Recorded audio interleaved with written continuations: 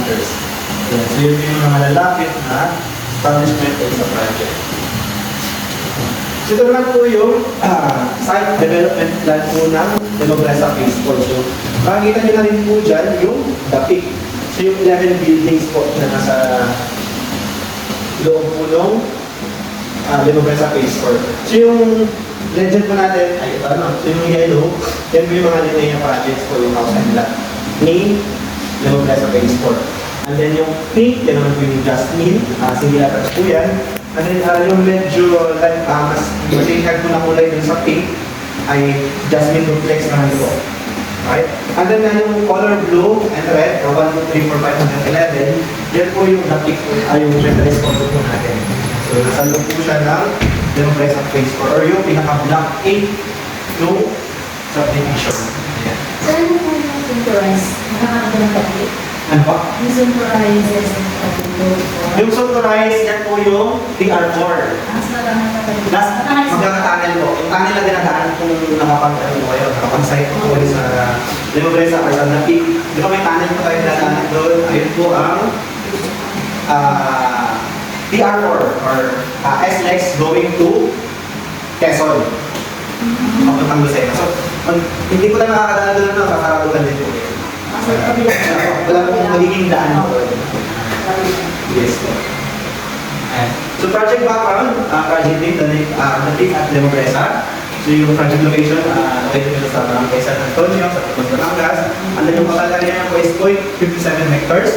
Yung total units po doon ay 66, 11 buildings po siya. So 6 units po every buildings. Ayan.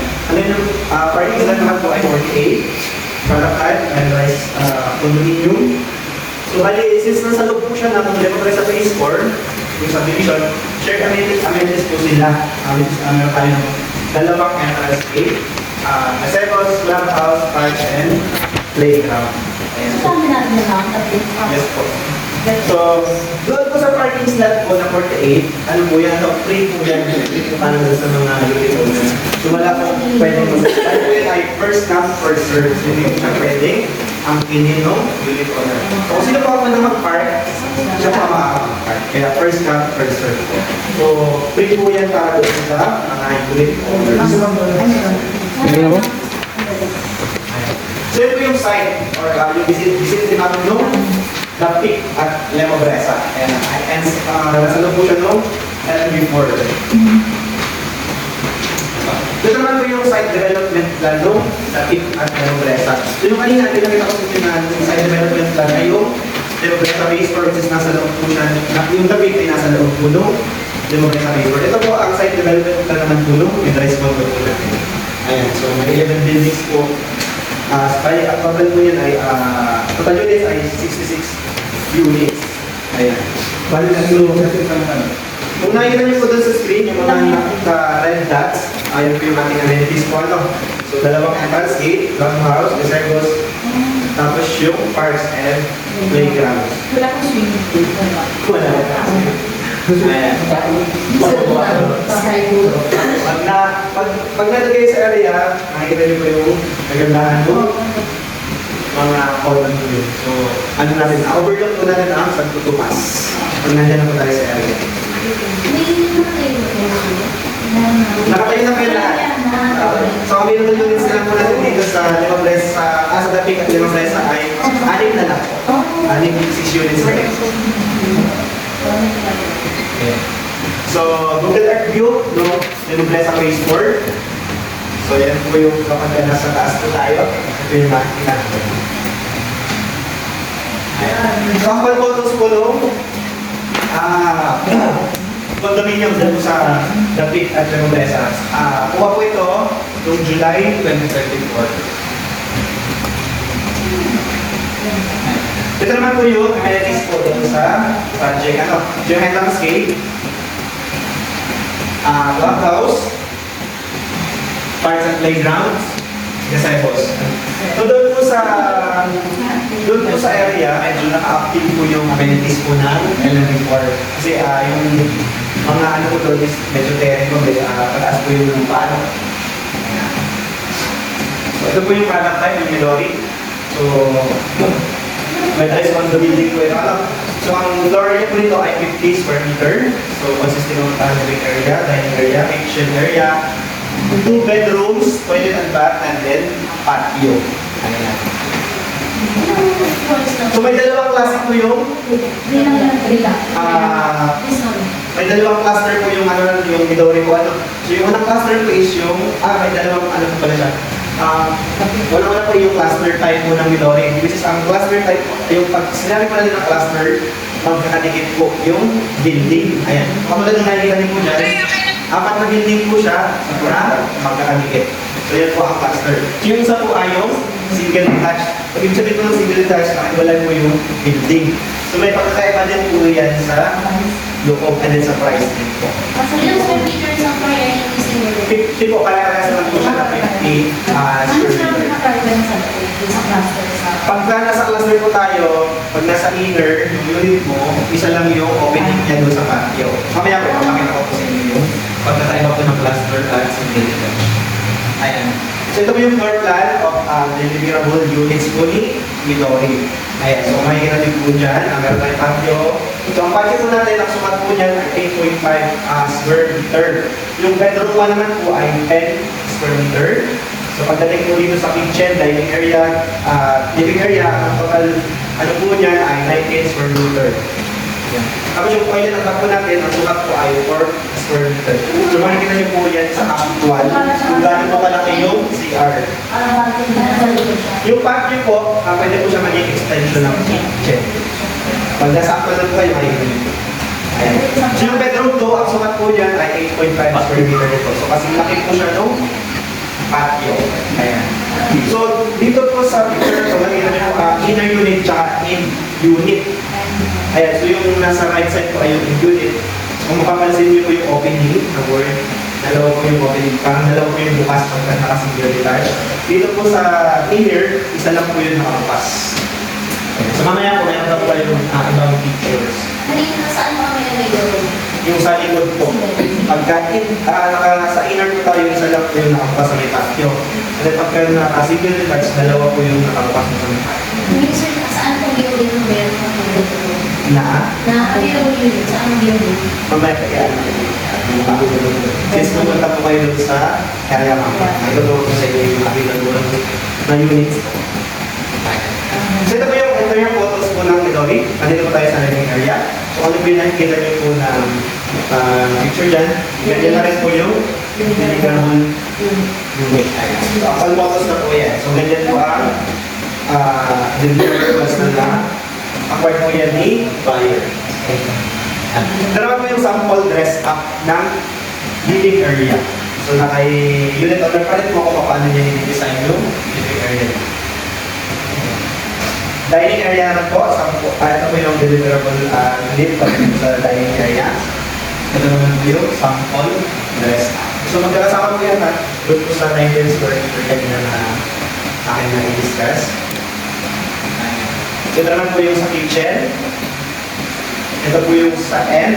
Andyan po yung sa inner. Dito po sa end, napapansin niyo po yung bintana. Ayan, sa ano po siya, sa may kinikuban na. Pagdating dun sa inner, nandun naman siya sa kabilang side. Which is palabas po siya ng patio. Ayan, palabas po siya ng patio yung bintana. Ito naman po yung sample dress up ng kitchen. Okay, so ito yung bedroom 1. Deliverable unit po ng bedroom 1. So nakabang na rin po, may nakabang na rin po na kung may cabinets po na ilalagay si unit owner, kung nakabang na po dahil para mag-transfer po tayo. Ito naman po ang sample dress up ng bedroom 1. Bedroom 2, so ito po yung deliverable unit. Pagdating po sa bedroom 2, ito naman po yung sample dress up ng bedroom. Next po tayo. Toilet and baths, ito po ay per square meter. Ito po ang deliverable unit po ng toilet and baths. Meron na po sa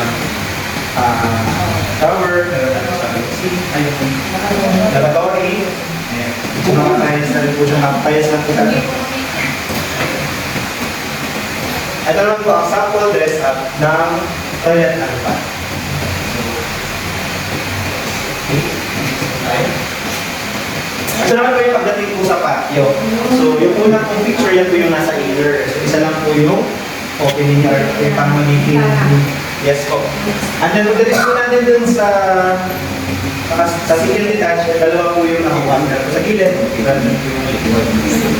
Ayan, yung pagkakaiba na inner unit, tsaka yung sa single detached po. Or yung sa end unit naman po ng Midori natin. So ito po yung technical specification ng Midori natin. So pagdating po sa roofing, so pre-painted roof type roofing, so makawin ground po ang kulay yan. At pagdating naman po sa ceiling, interior ceiling, so 12mm gypsum board. Tapos 0.4 yung thick naman niya like metal frames with wall angle. Ayan. So wall finish po, exterior and interior wall. So plain cement painted finish po siya. So pagdating naman po sa toilet and bath wall tiles 4x40 glaze with tile grout po. Ayan. Sa floor finish naman po, dito po sa living, dining area and bedroom, so naka 60 by 64 cm tiles po. Pagdating naman po sa doors, still swing main door, tapos the service door, same lang din po, still swing na din po yung service door natin, palabas po ng patio. So, high density fiber board bedroom door, so yung dalawang pintuan sa bedroom 1, saka sa bedroom 2. Namamaga yan, sir, pag nabasa. Pagdating naman dun sa toilet door, PVC, naka-PVC po siya with jump. Sa windows naman po natin, front and side rear, toilet and bath, naka-powder coated aluminum frame. So, fixed and sliding windows with clear glass. Yung sa kitchen counter natin, natural granite countertop po siya. Ayan, so, may modular Cabinet. kitchen cabinet. So, kung yung nakita ko yung sa picture kanina, yun din po ay kasama po sa mineral units po natin. Ayan. So, yan na lang po yung available units doon sa Midori. Tapos sa building 9, ay 101 tsaka 201. Yan po yung mga available na lang po na units doon po sa Midori. So, medyo maliit lang po sa din siya maraming. Hindi na lang makita yung open na po siya for sale ng ano. So, ano po ba ito, ma'am? Open test. Open for all. Open for all na siya. Okay.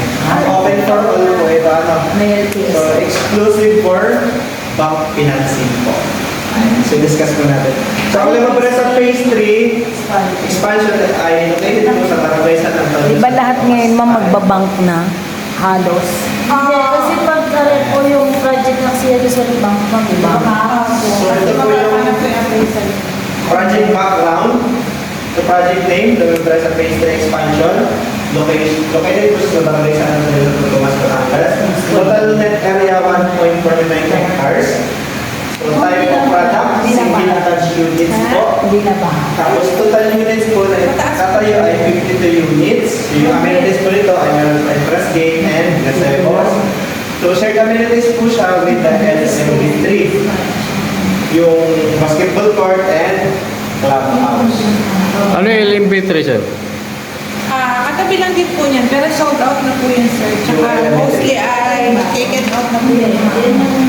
Hindi yung ibig sabihin ng So ito po ay pupuntahan din natin mamaya. Phase 3. Ayun pala. Pupuntahan din po sila mamaya. So papakita ko sa inyo yung mga dali kung saan po ito located. Malapit lang po yan dun sa phase 4 or yun sa back po. So yan po yung project site, yung naka-yellow po. Yun yung sa phase 6.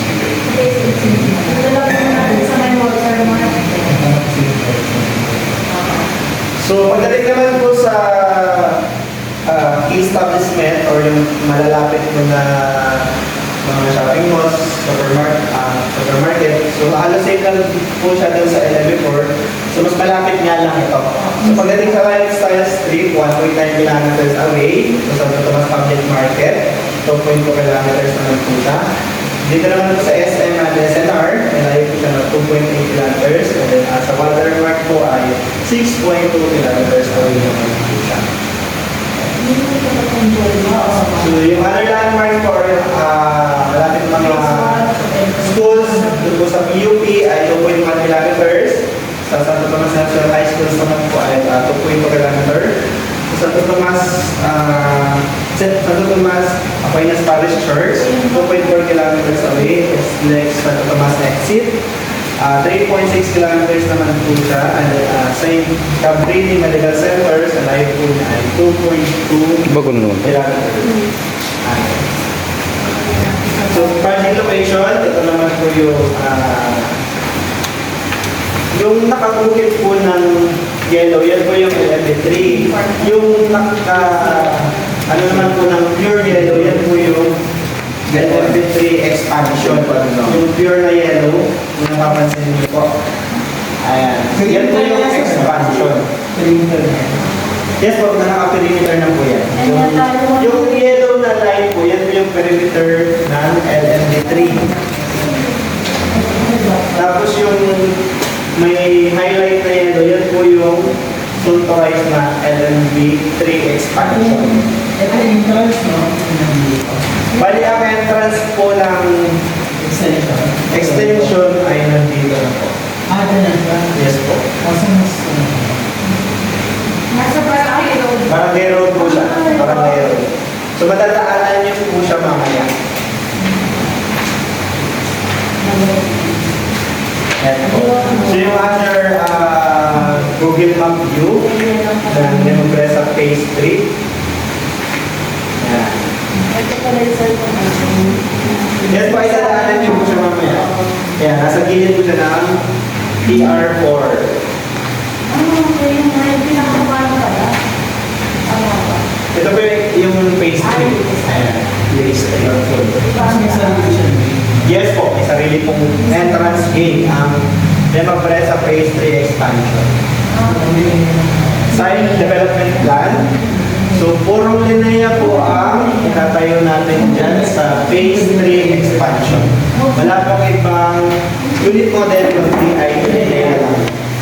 So, may malalaki po siya cut ng lupa. Social. Buwan na. So, yan po yung amenities naman po. Yung location naman po ng amenities natin.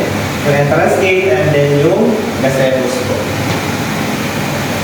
So, wala po siya magiging court and clubhouse kasi naka-shared amenities po siya sa LMB3. Bakit po vacant ka pa? Saan po? Yung Open space. open space po siya. Pag-agreement. Makakuha ko kasi yan ay parang easement ko para doon sa tiyan.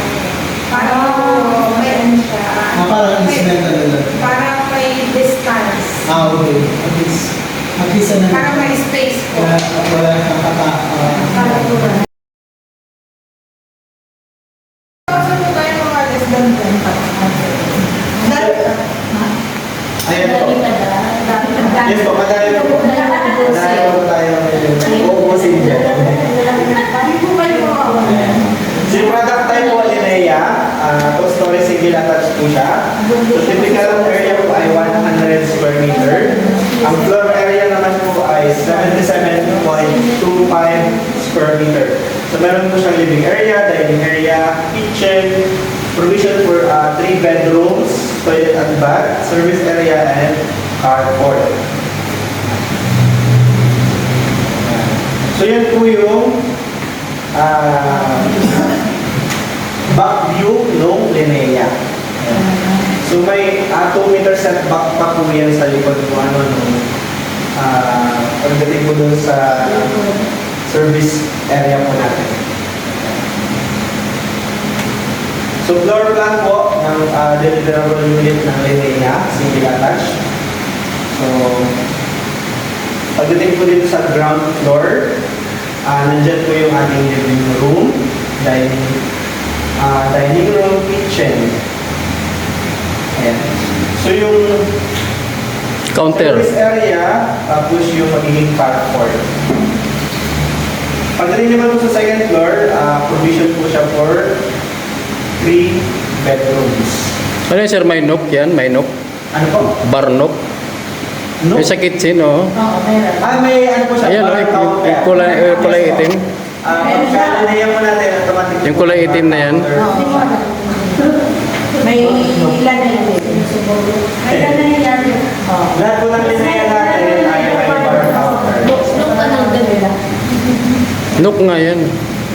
In double OK. 3D floor plan po ng honorable unit pagdating po sa first floor. Yan sa baba. So, nandun yung kitchen, living room, at yung dining room. Ito naman po yung 3D. So, 3D floor plan, pagdating naman po sa second floor. So, provision for 3 bedrooms. And so, pag nakita natin, nandun na rin po yung isang toilet, or yung toilet and bath or CR. So, dalawa po ang toilet and bath niya. Meron po sa baba, and then meron po sa second floor. Ayan. So, technical specification po ng linea natin, pagdating po sa masonry and finishes. At dito po sa exterior wall, reinforced concrete plain cement, plaster, painted finish with moldings, decorative stones, and canopy. So, may canopy po siya, dun sa main door, and doon sa gilid naman po yung sa side na pintuan yung sliding door. Sa may ilan. So, nakakanopi po siya. Yung canopy, medyo agwa yan. Meron na rin po siyang decorative stones. So sa interior wall naman po, reinforced concrete plain cement, plaster, at painted finish. So pagdating po sa ceiling, painted piscine board ng metal wiring for eaves only. So wala siyang interior ceiling. Okay? So sa floor finishes naman po, rough plain cement finish at ground floor and second floor. So parehas lang po yung kung ano po yung finish sa baba, and then po ang finish sa second floor. So sa toilet ang bakangan po natin, ceramic tile finish with plus type water closet and lavatory. So yung kitchen counter, ceramic tile finish at service area. Yung service area na po yung ceramic tile. Ayan. So pagdating naman po sa window po natin, powder coated aluminum sliding glass window sa front, sa side, and sa rear. Ayan. So yung doors naman po, sa main entry and service area, sa steel door with rated door, steel jump po. So parehas lang po yung harap and then yung likod na pintuan. So steel door po siya. So pagdating po sa roofing, pre-painted red type roofing with spans type gutter. So yung structural naman po, reinforced concrete frame structure. Yan.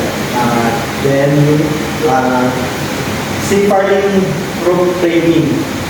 So pagdating naman po sa piping, so PVC, sanitary pipes, and fittings. So yan po yung technical specification ng linea. So ito naman po yung pricing chart nung linea sindilatas po natin. So exclusive for bank financing only.